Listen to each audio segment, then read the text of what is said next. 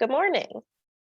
Morning. Hi, everybody. It's so nice to be here. I have the distinct pleasure of being not only the chair of the One Book Committee, but also the JCC in-house moderator. So I hope everyone is happy and healthy. I welcome you guys back for another great year of interesting book topics. We have a lot on our plate in terms of themes and topics for books, so we're very excited to bring them to you. And I look forward to engaging with the authors and sharing those stories with you. It's been more than 2 years since the pandemic, and what's been one of the great offsets, one of the great results of the pandemic actually is that we've been able to have this great content for you. And we're going to continue with programming both virtually and in person this year. So we're excited for what's coming for the coming year. Just a couple of Zoom housekeeping. We will be, you might hear some ambient noises because I'm in a Starbucks somewhere in South Carolina, so I apologize for that. But we are recording the programming today. We will be muting everybody so there's no ambient noises, including myself, but I'm not speaking. We are also going to be sending you links in the chat to buy Sadie on a Plate, which is Amanda's great book. And I really encourage you to put questions in the chat box for the Q&A session. And you will also get links to purchase her book via email. I'm very excited this morning to welcome Amanda Eliot. Amanda lives with her husband in New York City and is a self-proclaimed collector of too many cookbooks, and her kitchen, her tiny kitchen, is overflowing with them. But this creates the perfect research for her book, which takes place on a cooking show competition. Her book is not only a great and fun romance, but Amanda's mouth-watering descriptions of food brought up memories of my own Jewish kitchen and also left me hungry. While this is her debut novel for adults, she has written many books for kids and teens under the name Amanda Panich. Please welcome me in joining Amanda Eliot. Hi, Amanda. Why don't you start off and tell us a little bit about your book?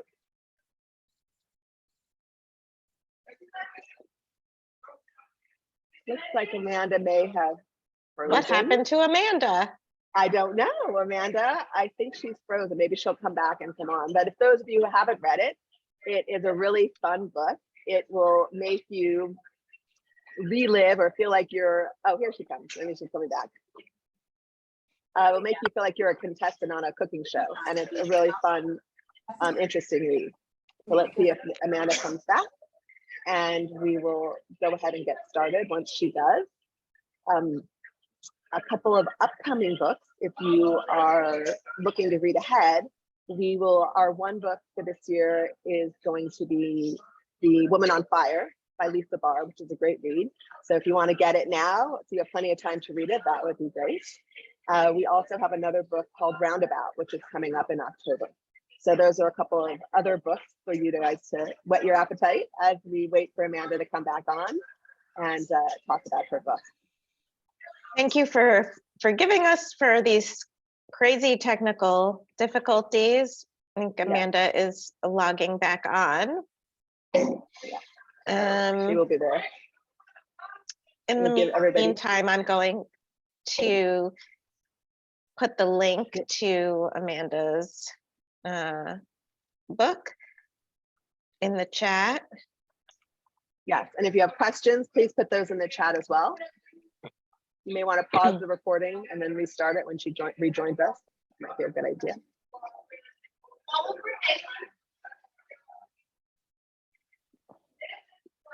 Let's see if Here she comes is. back. Okay, awesome.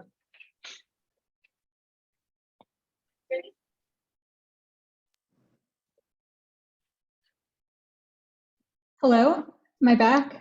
Hi, Amanda. Welcome back. Thank you. I'm so sorry. Spectrum internet is truly the worst. I'm now on my phone hotspot using too much data. So hopefully that will hold. I'm very sorry about that. That's okay. We just introduced you and I gave a tiny bit of an introduction about your book, but why don't you go ahead and tell us about your book?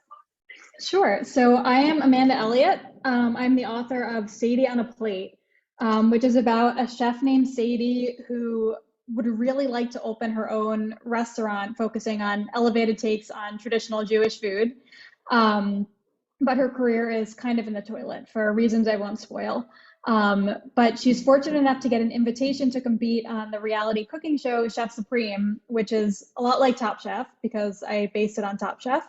And on her way there, she really hits it off with her seatmate, Luke, who is a fellow chef and very hot. They have kind of a whirlwind date when they get to New York. She suspects that he is a fellow contestant, but they're not allowed to talk about the show.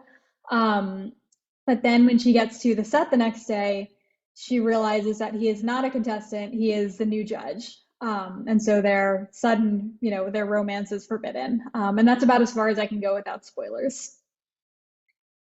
I'd love to know how you did research for this book, because there were so many different elements of it, both the cooking show and then all of the different foods that you've highlighted during the competition. So I'd love to hear a little bit more about that research that you did for it. Sure. So I am not a professional chef and I haven't had any professional cooking experience. I'm a pretty avid home cook. So I do a lot of cooking in my tiny kitchen that is filled with cookbooks. So a lot of it was research. I wanted to make sure that kind of the behind the scenes of the reality show was as accurate as possible. So while I did kind of like condense some things because nobody really wants to read about, hours of retakes and kind of the talking heads part of the competition, I did just listen to, a ton of podcasts from contestants who had been on Top Chef. I read a lot of books, like memoirs of people who've been on Top Chef, and there were some really helpful, actually, Reddit threads, which are kind of anonymous things like, I was on Top Chef, ask me anything, and they talk kind of about the nitty gritty behind the scenes details, which are really interesting to read about. So all the things in the book, they're woken up very early, they're sleeping in bunk beds, they have, separate days to do kind of the behind the scenes talking heads things. That's all accurate to real life, although I'm sure I did get some things wrong. And the cooking itself was a lot of reading cookbooks. So, obviously I am Jewish. I grew up eating traditional Jewish cuisine cooked by my relatives and myself. So I already had a pretty lengthy background in that cuisine, which I drew on a lot for the book. But I still read a lot about it because I also wanted to incorporate like other people's experiences. People whose mom does not burn the noodle kugel every year and turn the raisins into tiny bitter pieces of charcoal. And as for the other chefs, because each chef in the competition focuses on kind of a different cuisine, they have a different culinary backgrounds, and some I knew more about than others. So that was also a lot of reading cookbooks, reading blogs, watching YouTube videos, going out to eat at restaurants, which was the best part of the research to me. And hopefully I did it all justice. Yeah, you did a great job. It was so interesting to hear, particularly about the sort of the Korean and the Appalachian food. It was very interesting. So how much, when you're process, how much was writing versus reading, researching and eating? It's hard to say. I probably spent more time researching and eating but that's mostly because I'm a pretty fast writer. So, I'd spend like, 1 or 2 hours writing a day, and then, you got to eat 2 meals a day. So I feel like that's just kind of already you're even. And then, add the times about reading and researching and watching all the videos, and it probably turned out to be more. Yeah. What's inspiration for the title of the book, Sadie on a Plate? So the title of the book is one of my favorite things because I am terrible at titles. This is my first book as Amanda Eliot, my first adult book, but I also have previous books written for children. And I've never been able to come up with my own titles before. It's always been either my editor or my agent or someone else on the team who's come up with the title. And Sadie on a Plate just kind of popped into existence like as I was writing it, because it encapsulates basically Sadie's journey through the entire book. So the book covers, without spoilers, the book covers Sadie's journey to figure out who she is, who she wants to be as a chef and as a person. And for those of you who haven't watched a lot of reality cooking shows like me, the judges will often say, like, we want to see you on a plate when they're making a new dish. And so what that generally means is that they want to see who the contestant is. They want to see like their personality, like their chosen cuisine, who they want to be. They want to see it on that plate. And so at the beginning, Sadie doesn't quite know who she is on the plate yet, and she has a hard time putting herself on the plate. But then, as she develops and learns and figures things out, by the end, she knows exactly who Sadie on a Plate is. Yeah, no, definitely. I think that was a big part of it. one of the things I noticed in the book was that there was a lot of tension among the contestants, sort of stemming from gender disparities and sort of the ways that different people were feeling. Did you ever work in this field? Did you see that coming to play? Was that something that you wanted to portray, was kind of the way that people find their voice, particularly women in the field? No, so I haven't cooked professionally before, but I think that, gender disparities are pretty much in every field, unfortunately. So, part of that was, even if I wasn't in that particular field, a lot of it was kind of drawing from, experience of having been, the only woman in a room full of men, or vice versa. Not vice versa. Yeah, I've read a lot about it because sexism is a really big thing in the cooking industry and among chefs. And so I did a lot of research on that and read, a lot of writing by female chefs and chefs who aren't men about their experiences in the industry, because it is such a significant part of the industry that it didn't feel right to leave it out. I loved how you showcased, as we talked earlier, about the Jewish food, so Sadie's cooking style. And at one point, she and Cal, who's one of the other contestants who really focus on Appalachian food, they're sort of talking about how Jewish food and Appalachian food never really get their due, and they're never really thought of as upscale. And I'm wondering, did you find that through your research? And has there actually ever been a Jewish-themed Top Chef contestant or Master Chef contestant? So again, I might be forgetting them, but as someone who's watched every season of Top Chef, I can remember one contestant who cooked, who was Jewish and who talked explicitly about how she wanted to cook takes on Jewish food. And that was in Top Chef Kentucky, which was a few seasons ago. And I think she made it pretty far, so that was exciting to see. But yeah, I really don't think that, again, Jewish food does not get its due. Like, living in New York, which, is arguably kind of the Jewish capital of the US, there really isn't a lot of Jewish food outside of Jewish delis. Like, we've got a few, like, for those who have read the book, Sadie's matzo ball ramen was inspired by the matzo ball ramen at Shalom Japan out in Brooklyn, which is a Jewish Japanese fusion restaurant, and is excellent in case you're ever in the area. Other than that, I really would love to see kind of a fine dining Jewish restaurant where, you get small fancy plates and stuff like that. So I would love to see that one day, because I don't feel like it has been given up to. I think that would be great. Yeah, it was interesting how you kind of brought that to the forefront. What was your favorite recipe that you either created, or did you try out all the recipes when you were describing them or thinking about them? Not most of them. I'd say it's hard. I don't want to, I guess sharing food details is not really spoilers, but she makes a babka beignet at one point that I wanted so badly to make myself. But I could not find any kind of recipe for that. So then I made rugula instead, with kind of the same flavor profile, and it was delicious, but it was not a babka beignet. Yeah, that sounded really hard to make. Even she had a hard time making it. Yeah. It was the mixing of the two things, but it sounds delicious. It sounds like it would be really good. And even the way again, I don't think it's a spoiler, but just sort of the elevated chopped liver and how you did that. All of those things were just so fun. Was that part of the, the allure, the fun was kind of coming up with really creative recipes? Have you ever seen those things anywhere else? Not so much. I was kind of, I guess, just inspired by the lack of it. And, having seen so much of this done with other cuisines and other types of food on shows like this and in restaurants like this, and me thinking well, why can't I do the same thing with the food I grew up with? So it was a lot of fun thinking, taking these dishes that I'd grown up eating, like the matzo ball soup and the noodle kugel and the chopped liver and the gefilte fish and the knishes, and thinking well, how could I put a spin on this to make them kind of fancy? Yeah, I love when you were describing the gefilte fish in the jar, because I was like, oh yeah, I can't stand it either. Yeah. To think about, oh my god. Although the frozen gefilte fish is definitely a step better. Well, maybe that could be your next thing, as a companion piece. You could do the recipes from Sadie on a plate, and that might be something that would inspire people to cook a little bit more. Well, actually, so if you are interested, if you sign up for my newsletter, you get sent a kimchi potato knish recipe that was inspired by the book. So if anyone is interested in that, you can go to my website, which is amandapanich.com, and sign up for my newsletter. Very good. Yeah, I think we'll do that. after I finished reading this book, and I read this book twice actually, because I always read it first sort of as a pre-read, and then I read it right before.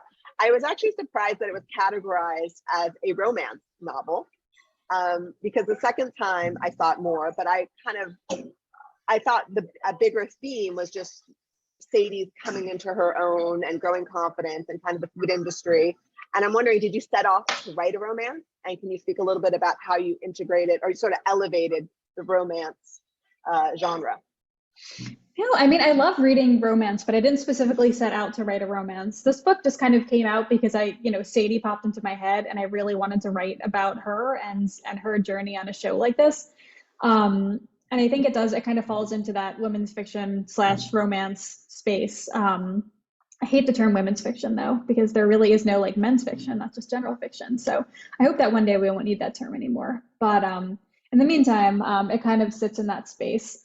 And I did want there to be a romance and a happy ending because I did want her to have those things. But I also, wanted to write more about her figuring who she is and what she wants. And then, because I feel like you can't be happy with another person until you're happy with yourself, really.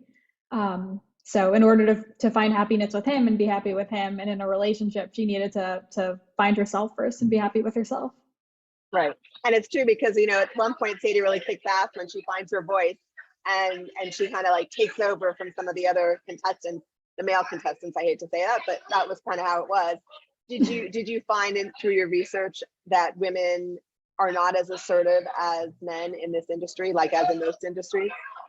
Yeah, I think that's just generally all industries. They always say, I remember growing up kind of like in my first job in an office environment being told like, oh, women don't ask for raises as much as men do. So like explicitly like remind yourself, ask for a raise. Like women don't tend not to speak out as much as the men do in meetings. So make sure to like speak up and use your voice. And I kind of wanted to translate that experience into her experience too.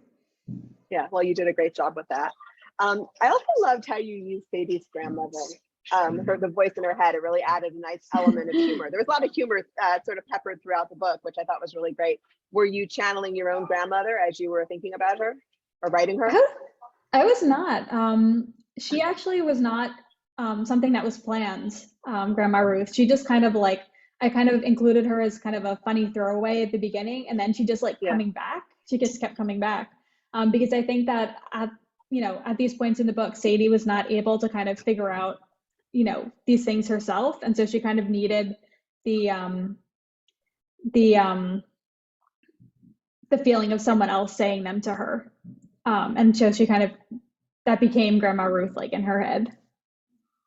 Yeah, she was a great character, Grandma Ruth. I really could feel her sort of channeling and getting that feeling of moving forward. So are there any other characters that are based on real people? So none of the characters are explicitly based on real people, but I did draw kind of a lot of them from the people I'd seen on shows like Top Chef, because I feel like they cast each season with certain archetypes. Like there's always kind of like, the frat bro, like which was Vanilla Joe, and they've got like, the one who's like way too in their head and has to figure out who they are, and that was Nia. And like they always have like kind of like the hot girl, and that was Caitlin. And so I wanted to take a lot of those kind of like archetypes that I'd seen on shows like that before and give them more kind of depth and interpret them in my own way. And it seemed like you were very kind of intimately associated or knowledgeable about Korean food in particular. So I was wondering, was there any personal connection to that, or was that purely done through research? No, it was purely done through research. I really, like Korean food, and I wanted to showcase it in a respectful way.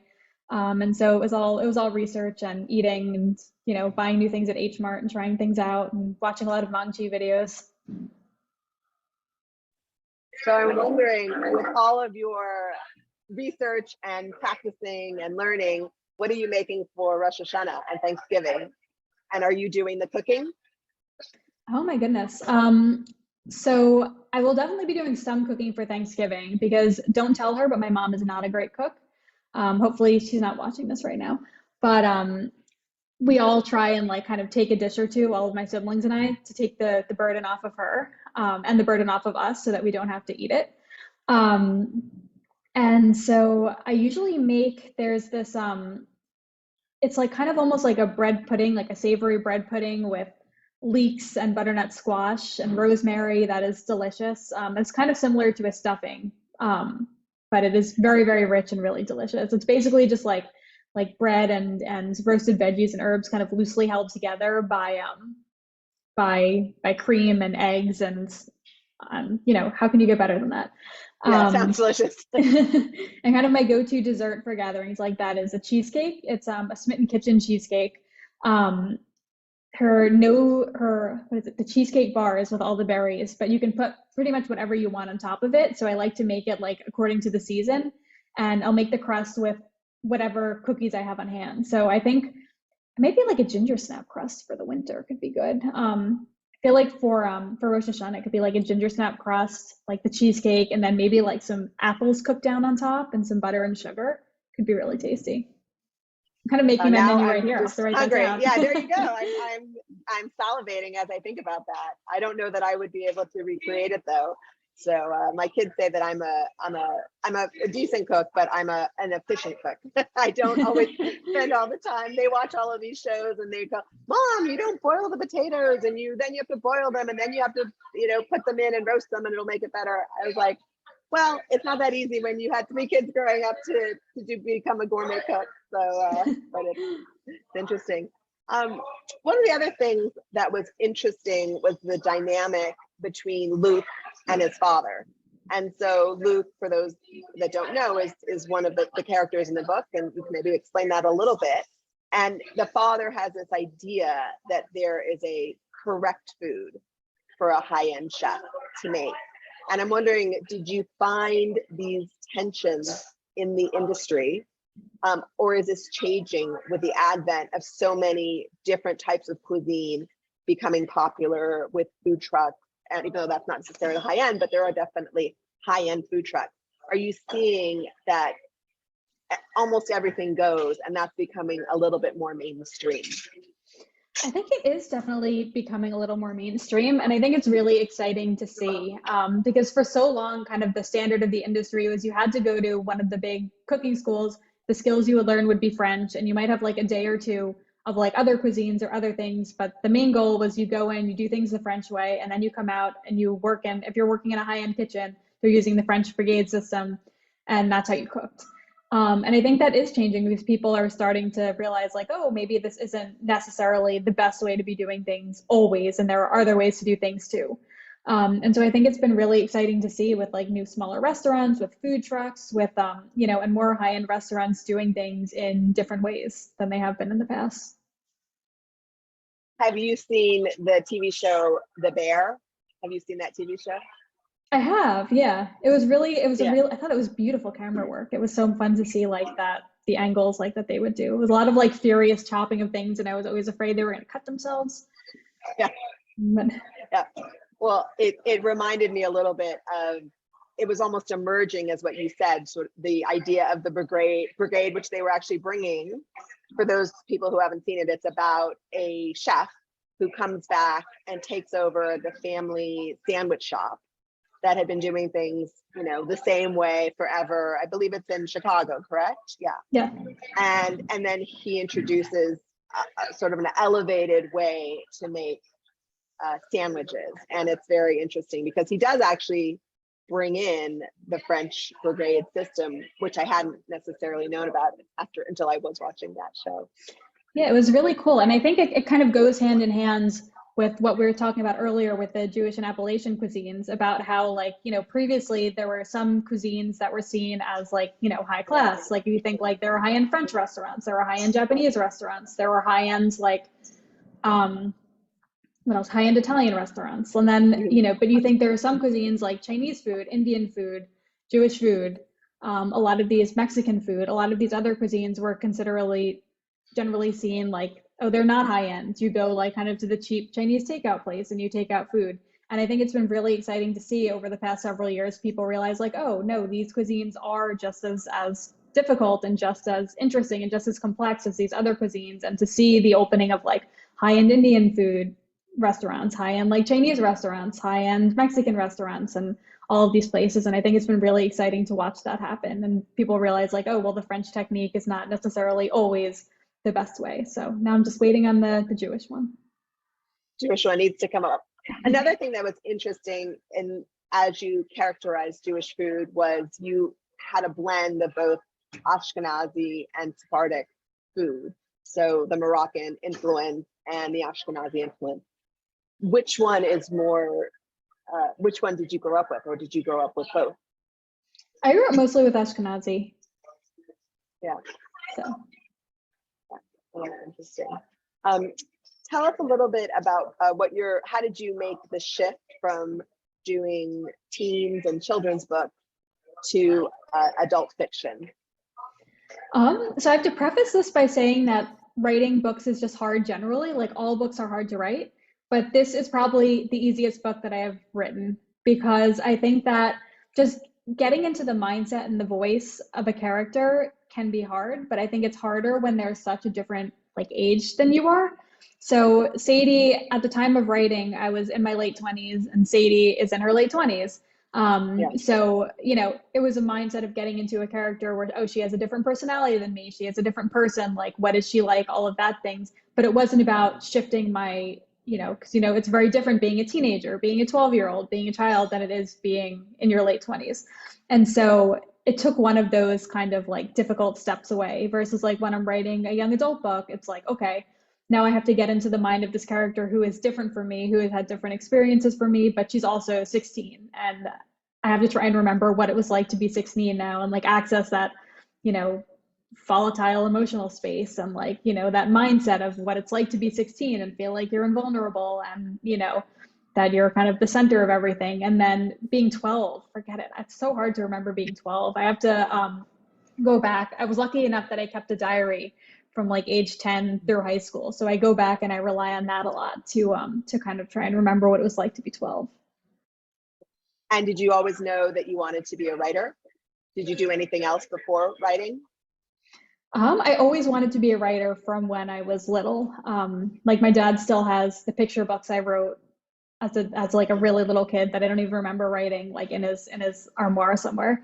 But I did do different things, you know, before being fortunate enough to be a full-time writer. I worked in publishing at a literary agency, and I did various, you know, temp jobs, office jobs, things like that. I did some teaching. I actually wrote for a video game, which is very cool. And now part-time, I work for a food blog. That makes sense. That checks. And did you get the gig writing for the food blog before or after you published this book? Well, I don't write for it. I do mostly kind of general support stuff with like marketing and publicity and you know, doing that kind of thing. But that was it's actually fairly recent. So it's been fun to kind of be on the other side of food. Right. And does that connection at all help promote your own book, given that there's some synergies there? Not really. I like to keep the two halves separate. Yeah. Okay. That's good. What are you working on next? So next up, I have another adult rom-com coming in February. It's called Best Served Hot, and it's about two restaurant reviewers, one who is kind of the new wave of restaurant reviewers on social media, like Instagram, and the other who is kind of an old guard restaurant reviewer who works at a paper like the New York Times. And they both, you know, they're feuding from the beginning. They don't like each other. But then, you know, I don't know how many of you know the romance trope, like the only one bed trope, where, you know, you end up, you know, the two people are in a hotel and they're like, oh, unfortunately, all the rooms have been booked. There's only one room left and the room has only one bed. So you're going to have to share it. So kind of the take on this one was the only one restaurant reservation, where they're forced to work together and they don't want to, but they have to share the same table. And their connection grows from there. And so that will be out in February. And if you've read Sadie on a Plate and you miss Sadie, she makes an appearance in that one. And you can see if she got her babka beignets right. Okay, that's good. That sounds like a great thing to do. Yeah, it's funny. In preparation for this, I watched part of your, I guess it was a YouTube video where you were talking about different romance tropes. So what was the trope that you used for Sadie on a Plate? I probably should know to be able to guess it, but how did you develop that and think about that? And as you said, you didn't start off writing it as a romantic novel. So how did you weave in the trope in that one? Yeah, so I think there's a couple different tropes in that one. And it just kind of, I didn't go into it thinking I wanted to use this trope and this trope. It kind of developed more naturally as I was writing it. So I'd say probably like the forbidden love trope is the most prominent one, because it's like, we love each other, we want to be together, but we cannot because something is like forbidding us from being together, which is their petitions on the show, because they don't want to jeopardize their futures and their careers, and they also want to be ethical about the show. And there's also a little bit of like enemies to lovers, I think, as well. And the second one, Best Served Hot, that one I went into it knowing I wanted to do like an enemies to lovers or rivals to lovers kind of situation. So, they start out hating each other and then they realize like, oh, maybe it's not quite hate. Maybe we do actually like each other. Yeah. It sounds a little bit like a modern day You've Got Mail. I don't know if you remember that. Oh yeah, I love that. Yeah, that's sort of the big, the old school and then the new school in terms of the bookshop and the other big ones coming in. So that's interesting. And I guess you could relate to the food blogger. Well, even though you said you don't necessarily do the writing for the food blog, you are part of that. So you can kind of get a sense for that. Yeah. So now when you go to restaurants, do you look at things with a different eye? Do you start to deconstruct the food that you're eating and try to figure out how it's made and what are the different elements or the different influences in their food? Oh, I've always done that. And I've always been that person too who's taking, pictures of my food. He's like, wait, don't take it yet. Let me take a picture. And that actually turned out to be really fortuitous because I wrote Best Served Hot during the shutdown of, 2020, 2021 in New York City, when like all the restaurants were closed. So I couldn't go and like do research really the way I had for Sadie on a Plate. So I was kind of relying on a lot of these photos I took and the experiences I've had to kind of base these restaurants in the book on real restaurants I've been to in New York. So what are some of your favorite restaurants? Oh my goodness.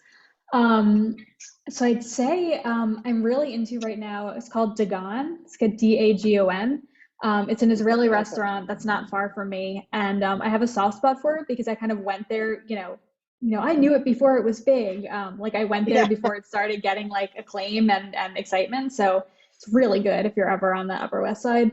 I'm a fan of Shalom Japan. Like I was saying before, the fusion kind of Jewish Japanese place. Edith's in Brooklyn is really good. It's new and it's kind of in between. It's also Jewish food, but it's kind of like in between the upscale and like the homey. And so it's very good. And I'm also a big fan of, I haven't had a lot of Taiwanese food, but I had it for I've been eating a lot of it recently in Win Sun in Brooklyn, which is kind of like a fusion-y, like fun takes on it. And Taiwan Gourmet in Jackson Heights in Queens, which is kind of like a classic old guard Taiwanese place. And I'm a very big fan now, and I want to eat everything on the menu. I'm going to have to get myself over to Brooklyn and Queens and try some of these things. I'm sort of getting hungry now. I wanted to open it up to see if there are any other questions from the audience. Please put them in the chat, or you could raise your hand and go ahead and ask the question. If there are any, please let me know because I want to make sure that we get them all. Are there any questions? Does anyone have one? Andy or Karen? I know, Amanda, that you sent us some of your favorite authors and reads, and I was hoping everyone likes to hear what you're reading and what you, who are some of your favorites. Definitely. So I will read anything that Rachel Lynn Solomon ever writes. She is also a Jewish author, and she has had some romance books recently that are really, really good. They're funny and smart and just a really fun read. Her most recent is Weather Girl, which is meteorologists at a weather station trying to set their divorced bosses up because, to stop the fighting in the office. And then, of course, in the process of setting up the divorced bosses, they fall in love. I loved Battle Royal by Lucy Parker. It's one of those books that had me laughing out loud.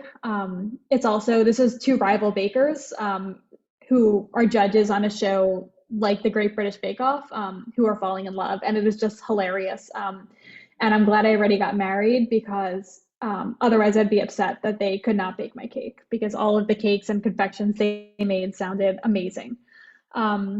Recently, I loved two other romances that are not really as food related, but Set on You by Amy Lee, which is kind of a gym set romance where a curvy fitness influencer falls in love with kind of like the gym bro who has been stealing her weights. And Love in the Time of Serial Killers by Alicia Thompson, which is kind of a mix of true crime and romance where a woman who is studying true crime and kind of obsessed with true crime podcasts and reading true crime thinks that her new neighbor is a serial killer, though of course he's not, and they fall in love. And if you're looking for a food book that isn't a romance, I really loved Arsenic and Adobo by Mia Manansala, which is a mystery circling around a Filipino restaurant where a customer eating the restaurant food dies, and people kind of think that they've been poisoned by the restaurant food and the restaurant food is bad. And the main character has to solve the murder and clear her family's name so that the restaurant can continue on. And it was very good with a lot of really good Filipino food descriptions. Awesome. Sounds great. Karen has a question. She wanted to know if you've read the book Lessons in Chemistry and was wondering how you related to the character in that book, as she was also on a cooking TV show.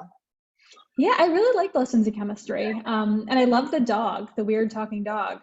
And I like that book a lot, I think, because, the main character, even though she had a cooking show, she was kind of an outsider. And I always, I feel like it's hard not to identify with the outsider because we've all felt like an outsider at some point in time. So I really like that book. It was fun. Yeah. And there was also the theme of women empowerment in that show and not getting their, or in that book rather, and not getting their due, which you had similarly in Sadie on a Plate, which was great. All right, so if there aren't any other questions, then I think it's been a pleasure speaking to you. I have to go eat some lunch now because I'm so hungry. Talking about all of this food, it was so wonderful.